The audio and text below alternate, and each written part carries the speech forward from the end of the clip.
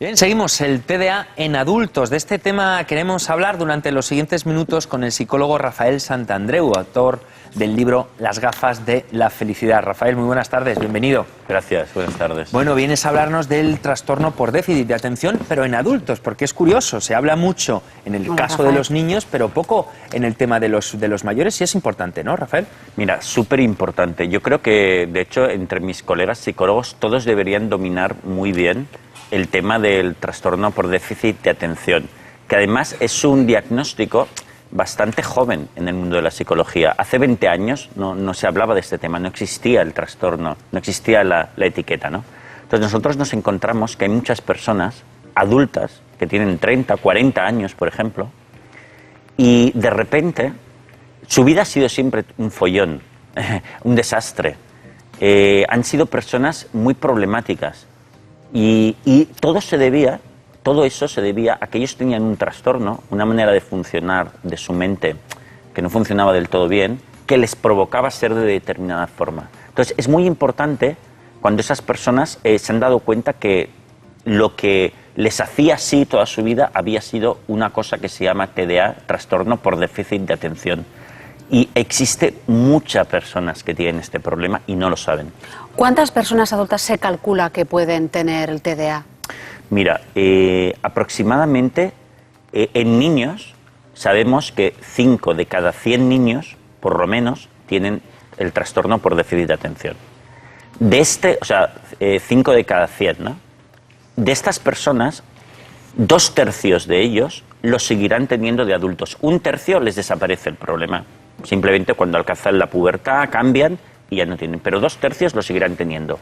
Esto hace que de adultos tengan el problema aproximadamente 5 de cada 100 personas. Es muchísimo. Esto significa un poco que más o menos en cada escalera de donde vives, de tu bloque, hay un TDA, hay un adulto con TDA. ¿Sin diagnosticar? Sin diagnosticar, porque como es un trastorno tan joven, digamos, desde que sabemos que existe, la gente de esa edad no fueron diagnosticados nunca. Los chavales ahora empiezan a diagnosticarse, o ya se hace bastante, pero la gente de mi generación, por ejemplo, ni se sabía que existía. Pues empecemos explicando en qué consiste el TDA, Rafael. Mira, el TDA, primero hay que distinguir entre TDA y TDAH, ¿no? Que muchas veces se mezcla, ¿no? El trastorno por déficit de atención es una cosa y el trastorno por déficit de atención con hiperactividad es otra. O sea, es decir, a veces tienen hiperactividad, a veces no tienen hiperactividad. Pero bueno, hablemos del trastorno por déficit de atención normal, sin hiperactividad. Bueno, son personas, la principal característica es que no pueden fijar la atención. Les vienen muchas ideas o muchos pensamientos uno detrás de otro y les arrastra. Entonces, ¿qué sucede? Pues son personas que, imagínate, no pueden leer un libro con facilidad, porque a las 2 o 3 líneas se pierden, tienen que volver otra vez, y es un esfuerzo increíble. No pueden ver una película, imagínate, a no ser que sea muy, muy interesante y les atrape, otra vez se pierden, y ya se están pensando en otras cosas, ¿no? Por ejemplo, pasa mucho que en las familias los TDA te interrumpen, ¿no? Estás viendo una peli con ellos y empiezan a hablar. Oye, que sí, pero no te puedo... Claro, ellos están distraídos, se aburren, entonces te hablan. No están siguiendo la peli. Y tú dices, oye, es que no puedo seguir la peli, ¿sabes? Pero tienen este problema, ¿no? Entonces, el principal síntoma, incapacidad para fijar la atención. El segundo, una gran impulsividad. ¿Qué sucede? Que saltan a la de menos, las discusiones o los conflictos con ellos son tremendos, pueden soltarte allí barbaridades de repente y luego se arrepienten, o sea, una gran impulsividad. También conductas impulsivas, porque el tercer síntoma que tienen es que se aburren, claro, con una facilidad increíble. A todos el aburrimiento nos molesta un poquito, ¿no? Pero es que a ellos les duele el aburrimiento. Mentalmente, entonces no lo pueden soportar. Entonces, por esa razón, por ejemplo, los niños TDA se meten en 1000 líos. Se suben al tejado, le pegan a su hermano, no paran, porque es que se aburren, que necesitan acción.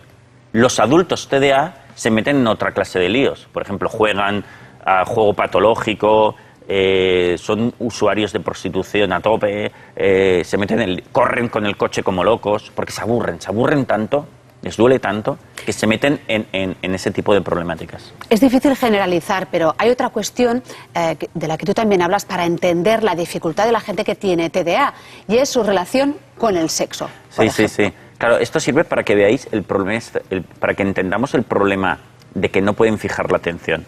Veámoslo con el tema del sexo y yo creo que así lo entenderemos muy bien. Mira, muchos TDA, trastorno por déficit de atención, tienen problemas con el sexo. Tanto de no practicarlo nunca y no disfrutarlo, como de hacerlo demasiado. Pero vamos al tema de cuando no lo hacen, ¿no? Que muchas mujeres les sucede con TDA. Fíjate, están haciendo el amor y no se pueden concentrar en lo que están haciendo. Y entonces piensan en otras cosas. Ostras, la compra, ostras, los niños, ostras, igual luego puedo ir a bailar pasado mañana. Entonces se distraen y no gozan del sexo. Y acaban por decir, bueno, yo no he tenido un orgasmo en la vida y no puedo disfrutar del sexo. Fíjate a dónde va el tema del problema de fijar la atención. Pero también sucede lo contrario, y esto les pasa a muchos hombres de déficit de atención, que como necesitan que el sexo un poco salvaje les quita de ese aburrimiento mortal. Entonces tienen cierta adicción al sexo, pero además el sexo un poco fetichista, salvaje, tal, pero como búsqueda de un poco de salir de ese aburrimiento. Entonces, esto para que veamos el problema del déficit de atención, ¿eh? Pero entonces supongo, Rafael, que esas personas en la escuela tendrían problemas para estudiar, para concentrarse también. Por lo general sí, porque claro, si no pueden estar atentos en clase, pues imagínate tú, o estudiar. Para ellos es un sufrimiento estudiar, ¿sabes? Porque no fijan la atención. Lo que pasa es que es cierto que muchos TDA son muy inteligentes, tienen una gran memoria y entonces han podido sacarse los estudios bien. Lo que pasa es que si hacen una carrera muy exigente como medicina, hombre, ahí ya es más difícil que un TDA lo pueda hacer bien. Pero carreras intermedias las sacan. Ahora te digo una cosa, si no tuviesen el TDA, bueno, lo harían maravillosamente bien, muchísimo mejor. Por lo tanto, hay que tratar el TDA. Los TDA son muy impulsivos y la arman con facilidad. También eso todavía dificulta más su creatividad, claro, su disponibilidad, ¿no? Sí, mira, una cosa que caracteriza a los TDA es que su infancia ha sido un follón. Eran niños muy problemáticos y porque siempre se estaban metiendo en líos, pero por culpa de esa impulsividad y ese aburrimiento doloroso, ¿no? Pero en realidad ni son personas vagas, como creían sus padres, ni son personas malas, ni mucho menos, por favor. Lo que pasa, son personas maravillosas, todo el mundo lo es. Lo que pasa es que tienen, cuidado, es que su mente funciona de otra manera y es un trastorno. Es un trastorno. Claro, háblanos, Rafael, si te parece, del TDA, pero con H, con hiperactividad.